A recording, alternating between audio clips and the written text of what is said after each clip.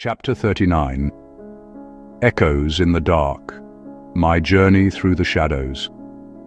There are betrayals that detonate, loud, brutal, undeniable.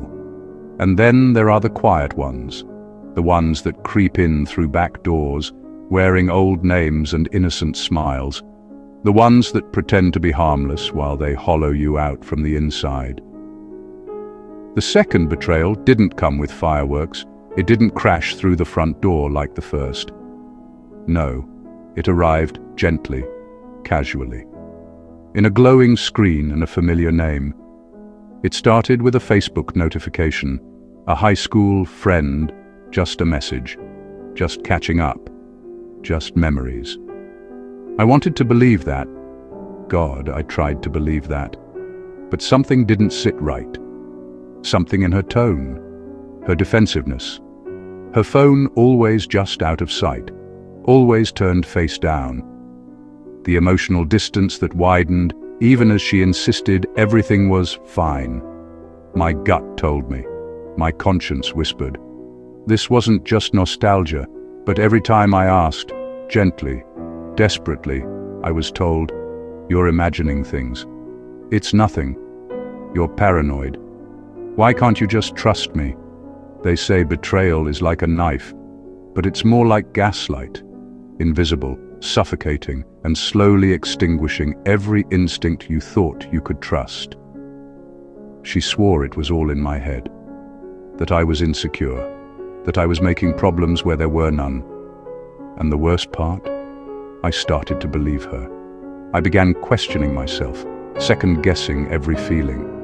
I became the villain in my own story, painted with paranoia and jealousy, when all I was trying to do was protect what we had, what I thought we had. But the truth never stays buried, not forever.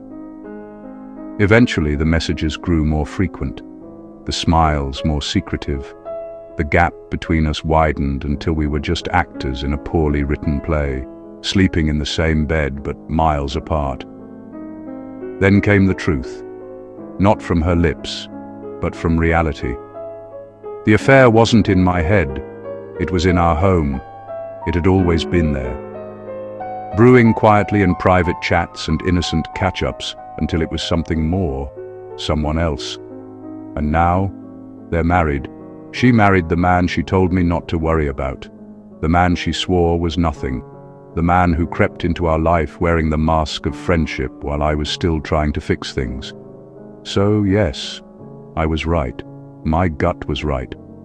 My conscience, though buried under doubt, had never lied. But that doesn't make the hurt easier. And no, I wasn't innocent. I made my share of mistakes. I fell short. I fumbled. I shut down when I should have opened up. But I never brought my failures into the home. I never invited another soul into our sacred space and called it harmless. I never rewrote the truth and made her question her sanity. I wonder sometimes if she ever thinks about that.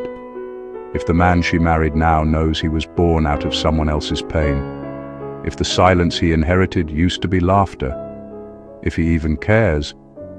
But mostly, I wonder if I'll ever be able to trust my heart again. Because it's not just the betrayal that breaks you. It's what comes after, the rebuilding, the doubts that echo long after the apologies fade, the way you hold back joy just in case it turns to ash. Still, I breathe. Still, I write. Still, I try to believe in something beyond the ruins. I don't know if I'll ever love the same way again, open, wild, foolishly hopeful. But I know this, I won't gaslight myself again. I won't dim my gut to keep someone else comfortable.